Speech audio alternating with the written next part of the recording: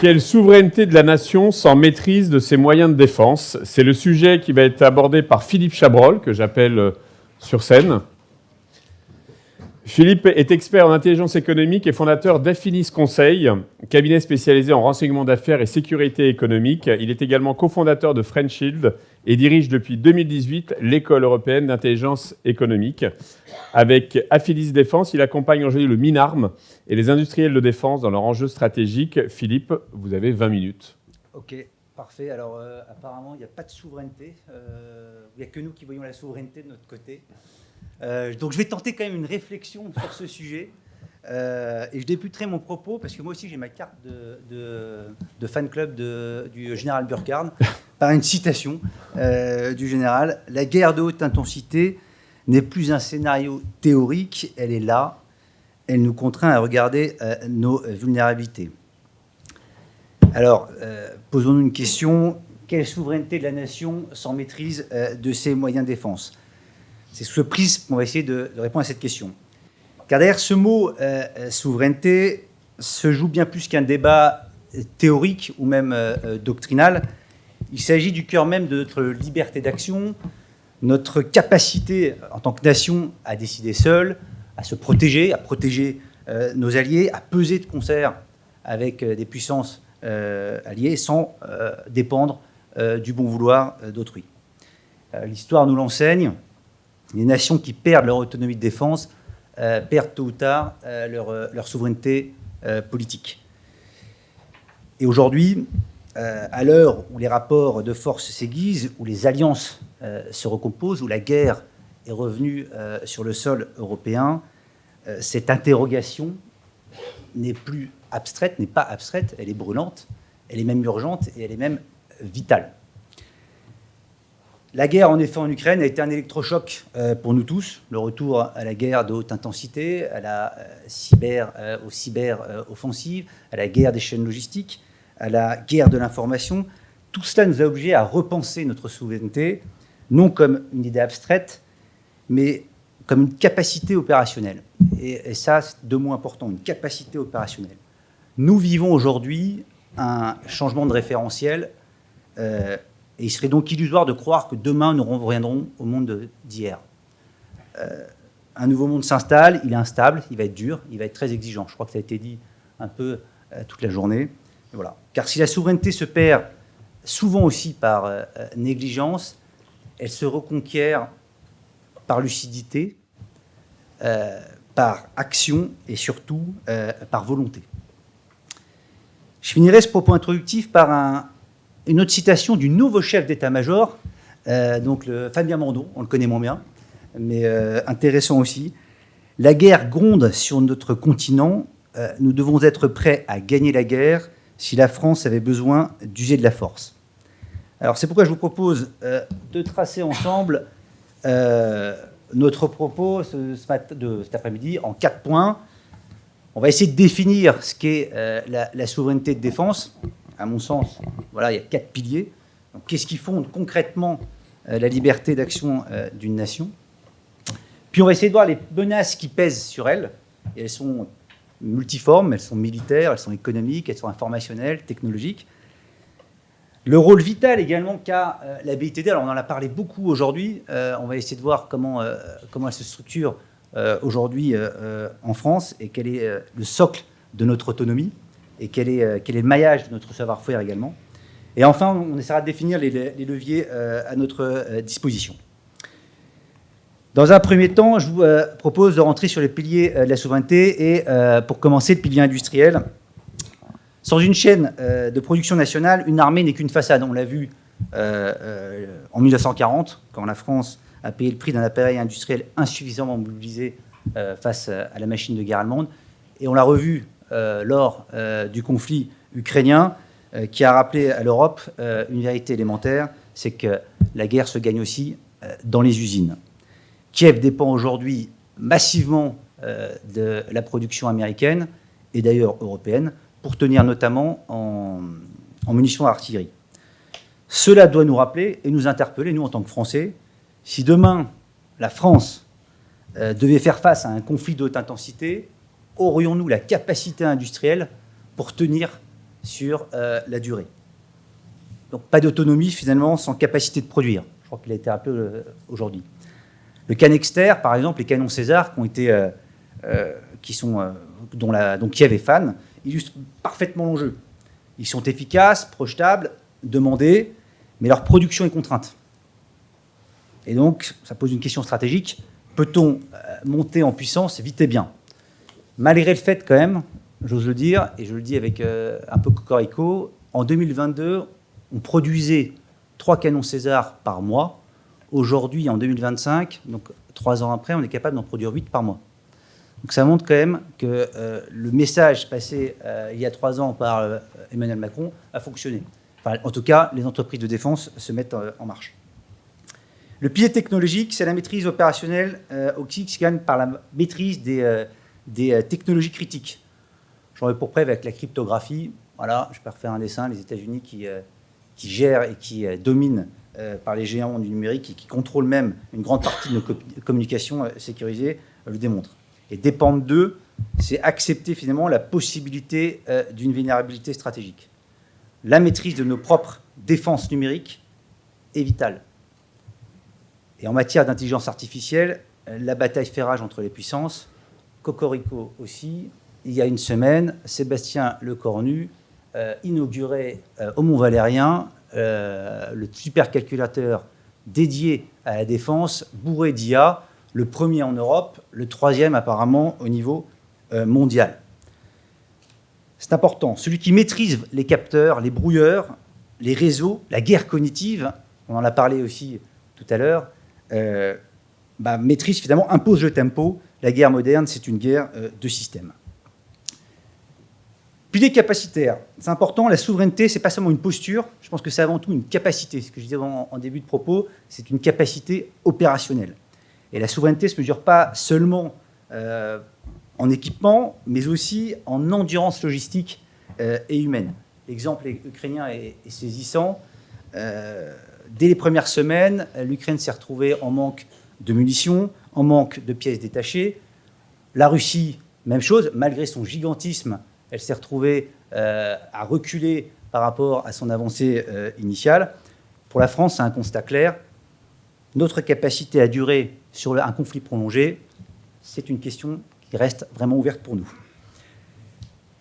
Nous avons des forces hautement qualifiées. En revanche, est-ce que nous avons le volume de stock disponible? C'est une vraie question qu'on peut se poser. Alors, la guerre ne se gagne pas sur un 14 juillet, mais surtout sur une capacité à pouvoir durer sur le temps long, sur un combat soutenu.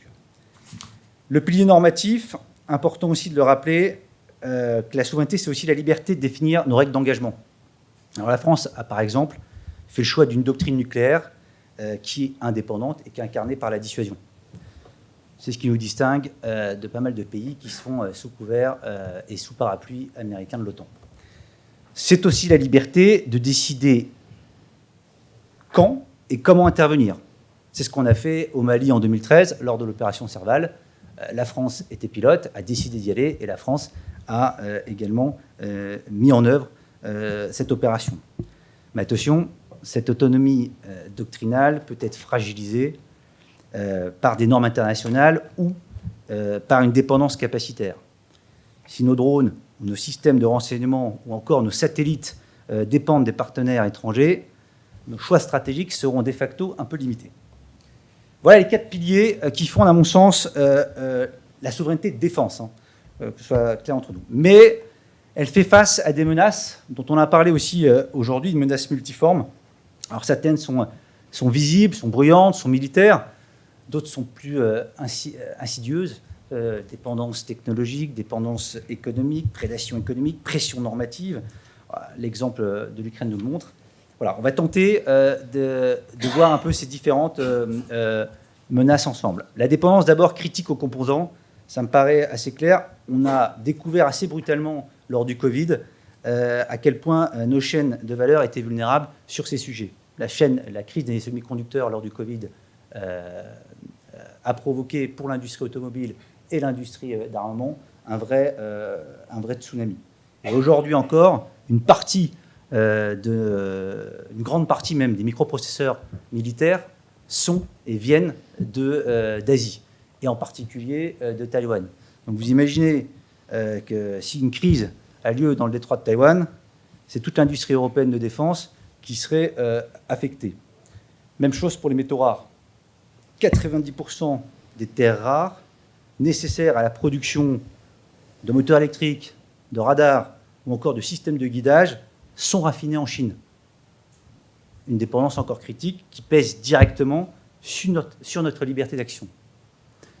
Dépendance critique que l'on revoit également sur le système d'armement le plus emblématique en ce moment, le drone. 70% des composants des drones français sont extra-européens. Je vous laisse imaginer, en cas de rupture, c'est tout un système qui s'arrête. Deuxième menace, la fragilisation de l'Occident. Je ne vais pas revenir dessus parce qu'on en a beaucoup parlé. Mais bon, on voit apparaître des forces étrangères, la Russie, la Chine, la Turquie, l'Inde, aujourd'hui, qui viennent réduire nos capacités d'action. La troisième menace, la captation de nos savoir-faire. Nos technologies de pointe attirent toutes les convoitises. On l'a vu avec le presque rachat de Photonis il y a quelques années, donc ce spécialiste, vous savez, dans la vision nocturne, technologie de vision nocturne, qui, au dernier moment, a été sauvé par l'intervention de l'État. Mais combien de pépites passent à travers ce contrôle? Nos startups en intelligence artificielle, en cybersécurité, en quantique, sont courtisées par les investisseurs étrangers qui n'ont pas toujours des intentions neutres. La quatrième menace, l'espionnage économique et cyber. Le champ numérique est aujourd'hui un véritable champ de bataille qui est invisible. Les attaques contre nos entreprises françaises sont quasiment quotidiennes. Airbus, Thales, Naval Group, KNDS, MBDA ont tous été visés cette année par plusieurs intrusions informatiques d'origine étatique. Ces attaques visent à voler des plans, des données sensibles, et puis visent également à affaiblir notre avantage compétitif. Le cyber est la guerre permanente et la guerre du quotidien. Chaque clé USB, chaque mail piégé, chaque accès à distance est une brèche potentielle. Et ce n'est pas seulement une menace étrangère, certaines puissances alliées n'hésitent pas à pratiquer une forme de renseignement économique sous couvert d'amitié stratégique. Sébastien Lecornu le rappelait lors de la commission du Sénat le 25 juin dernier, alors pas le 25 juin dernier, mais en 2024, il évoquait et révélait une augmentation des opérations d'ingérence étrangère au sein de la chaîne, des entreprises de la BITD. Ces attaques physiques visaient principalement donc les sous-traitants de cette BITD, de notre BITD. Entre 2022 et 2023, une cinquantaine d'entreprises ont subi, en plus d'attaques cyber, des intrusions physiques, des cambriolages, des tentatives d'approche. Ces chiffres ont augmenté de 25% par rapport à 2021 et 25% chaque année augmentent. Donc vous imaginez ce qui se passe en ce moment en 2025. Aujourd'hui, en tant que cabinet de renseignement d'affaires, on fait ce qu'on appelle pas mal de pen-tests, tests d'intrusion physique dans les boîtes. J'en faisais 4-5 il y a 5 ans, j'en fais une dizaine par an maintenant. C'est devenu vraiment monnaie courante. La cinquième menace, l'influence stratégique. Je vais passer vite parce que je vois le temps qui passe. On en a beaucoup parlé. Ça a été évoqué par Émilie Bonnefoy. Donc je vais passer ce point-là ce matin. Je voudrais maintenant faire le point quand même et vous parler, dire qu'il y a un rempart face à ces vulnérabilités, qu'elle est parfois discret, parfois méconnu du grand public. Alors ici, tout le monde le connaît, mais c'est important de le parler, mais il est décisif. C'est notre BITD, c'est notre tissu industriel français. Car posons-nous une question toute simple. Qu'est-ce qui fait qu'une nation peut encore tenir debout? Décider seule, produire ses armes, protéger ses communications ou innover dans ses technologies critiques, ce n'est pas seulement la volonté politique, ce n'est pas seulement le courage de nos soldats, mais c'est avant tout, et surtout d'ailleurs, l'existence d'un tissu industriel, d'un tissu d'entreprise, de laboratoires, d'ingénieurs, d'ouvriers, de techniciens, qui sont capables de transformer une décision politique en puissance réelle. Et la BITD, c'est ce lien vital entre la décision souveraine et la capacité souveraine. Je reviens sur ce mot, le capacité. Sans elle, nous serions réduits à acheter sur étagère des armements au bon vouloir, enfin des systèmes au bon vouloir des puissances étrangères. C'est donc à ce rôle fondamental que je vous propose de passer un petit peu de temps, mais je vois que le temps défile. La BITD, elle permet et elle garantit finalement, c'est le cœur battant de notre capacité d'action. Et là, je vous ai mis 2 slides, vous verrez 2 planches sur le fait qu'aujourd'hui, nous ne dépendons pas uniquement des chaînes de production étrangères. Prenons l'exemple des blindés, typiquement. Si nous ne disposons pas aujourd'hui de véhicules comme le Griffon, le Jaguar ou encore le Charles Leclerc là, que vous avez sur cette planche, c'est parce que ces boîtes travaillent de concert ensemble sur des programmes communs. Même chose sur Dassault, Safran et Thales, qui constituent la colonne vertébrale de notre aviation de combat également, avec le Rafale. Et c'est ces filières qui irriguent aujourd'hui un écosystème industriel français, de la PME locale, on en parlait tout à l'heure, jusqu'aux grands groupes exportateurs qu'on connaît bien, les 9 qu'on connaît bien. Donc chaque emploi également dans la BITD est aussi un fragment de souveraineté préservé. Plus de 250 000 emplois à peu près aujourd'hui au sein de la BITD.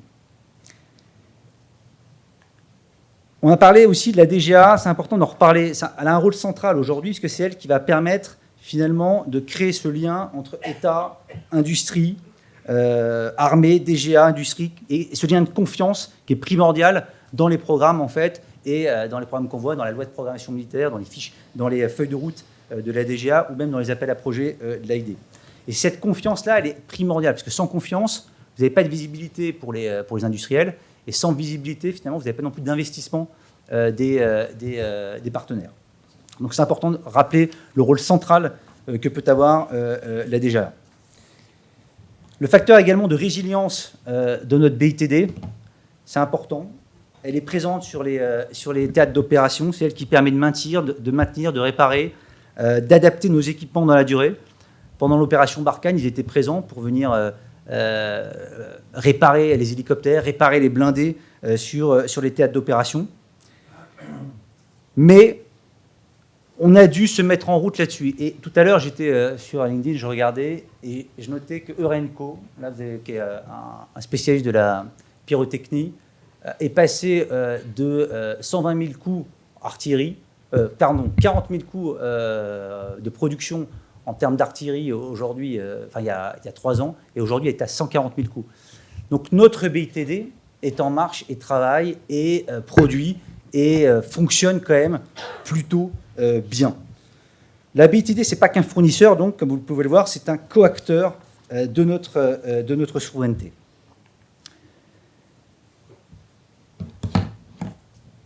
C'est un coacteur, pardon, excusez-moi. La souveraineté ne se décrète pas, donc elle s'investit. Et cela suppose des choix budgétaires aussi courageux. On le voit, c'est aussi l'objectif d'un... Alors, je suis perdu, excusez-moi. Je vais revenir dans mes trucs. Oui, pardon. Nos industries de défense ne se contentent pas de produire pour nos armées. Elles projettent l'image aussi d'une nation souveraine capable de se défendre et d'équiper ses partenaires. C'est important de le rappeler, parce que là, je vous ai mis 4 gros systèmes qui sont vendus quand même au niveau mondial et qui marchent quand même très très bien. Le Rafale, qui est vendu par exemple à la Grèce, à l'Inde ou encore à l'Égypte, n'est pas qu'un avion, c'est un instrument de diplomatie qui permet notre rayonnement. Et chaque contrat export renforce notre autonomie et finance même nos programmes. Donc il faut l'aider. Je vais vite, je vois le temps passer à fond. Pour renforcer tout cela, 4 leviers. J'ai rien dit encore. Hein. Ouais, mais je vois qu'il reste 1 minute. 4 leviers. Renforcer l'intelligence économique. La souveraineté, ça ne se défend pas seulement par les armes, mais également par la connaissance. Alors l'intelligence économique, c'est la capacité de détecter les menaces invisibles, à anticiper les tentatives et les captations de nos savoir-faire. Mais c'est également la possibilité de cartographier les risques et les dépendances. Trop longtemps, la France a considéré ce domaine un peu secondaire. Alors, on est en marche sur ces sujets depuis un petit moment, mais ça prend un peu de temps. Pourtant, quand vous regardez, par exemple, des pays comme Israël, c'est grâce à une alliance étroite entre les services de renseignement, le monde académique et les industries que vous avez une BITD qui est hyper réactive et qui est protégée. Pour nous, ça signifie 3 choses. Former nos dirigeants, armer nos entreprises contre l'espionnage et créer une véritable culture de la sécurité économique. Le deuxième volet, c'est le renforcement des collaborations intra-européennes. On en parlait tout à l'heure. Alors, voilà, Typiquement, l'exemple du char du futur avec le MGCS ou l'aviation de combat avec le système SCAF montre qu'il y a des projets qui sont en route entre Européens, qui peuvent fonctionner, même si on voit nos voisins acheter du F-35. Il faudrait commencer à leur dire de jouer dans la même cour. Je vise personne, mais ils sont juste au-dessus de nous. Et bâtir nos propres programmes souverains. On en a parlé tout à l'heure. Airbus Defence and Space sait le faire, on sait le faire. On l'a fait avec la 400M, avec la FREMM, ça a été cité tout à l'heure. Donc, la BITD européenne, enfin les Européens peuvent travailler ensemble de concert tout en gardant une autonomie. L'encadrement juridique musclé, je ne vais pas en reparler, mais on en a parlé aussi tout à l'heure. C'est important d'avoir un arsenal juridique et renforcé et une vigilance accrue de Bercy sur les investissements étrangers. Ça ne veut pas dire non plus ne pas accepter les capitaux étrangers. J'étais il y a 2 jours aux rencontres de l'intelligence économique de la défense organisée par la DGA. Le DGA adjoint, l'ingénieur général Laousse, rappelait l'importance quand même d'attirer les capitaux étrangers en France. Donc, soyons pas non plus trop réfractaires à l'investissement étranger. Et puis, des politiques volontaristes aussi à mettre en place, industrielles. L'État le fait et continue à le faire. Je pense que c'est des choses qui sont en route. Voilà, c'est 4 leviers auxquels je pense. On pourrait en voir et en développer d'autres. Je finirai mon propos par une conclusion, et je vous invite à dire 3 choses, à mon sens. Que la souveraineté n'est pas un slogan politique, ni même un mot creux à mettre dans des discours. La souveraineté, c'est la capacité donc opérationnelle. Elle se mesure dans les usines qui produisent nos munitions, dans les laboratoires qui conçoivent nos technologies critiques, dans les chaînes logistiques qui sont capables de durer, ou dans les doctrines qui garantissent que la décision finale reste française. La deuxième chose, c'est que la BITD, c'est la condition matérielle de notre capacité. Si on ne soutient pas notre BITD, ça ne fonctionnera pas. Et cette maîtrise passe par un écosystème fort, encore une fois, notre BITD. Et la troisième chose, c'est que la souveraineté, ce n'est pas seulement pouvoir dire non, c'est pouvoir dire oui, agir, décider d'intervenir, décider de se défendre, décider de défendre ses alliés, décider de ne pas dépendre du bon vouloir d'autrui. C'est la liberté de choisir son destin, pas le subir. Mais surtout, parce que face aux menaces qui s'accumulent, nous n'avons pas le droit d'être naïfs, mais surtout parce que face à l'avenir, nous avons le devoir d'être souverains. Alors, je finirai par une petite citation de mon fan, de mon idole, le général Burkhardt. Le pire n'est pas sûr, mais il n'est plus impensable. Il faut donc s'y préparer. Fin de citation. Nous avons donc le devoir collectif, on en parlait tout à l'heure, État, industriel, citoyen, de maintenir la France dans le cercle restreint des nations qui décident, seules, qui peuvent dire non, qui peuvent dire oui, mais surtout qui peuvent durer. Je vous remercie. Merci Philippe.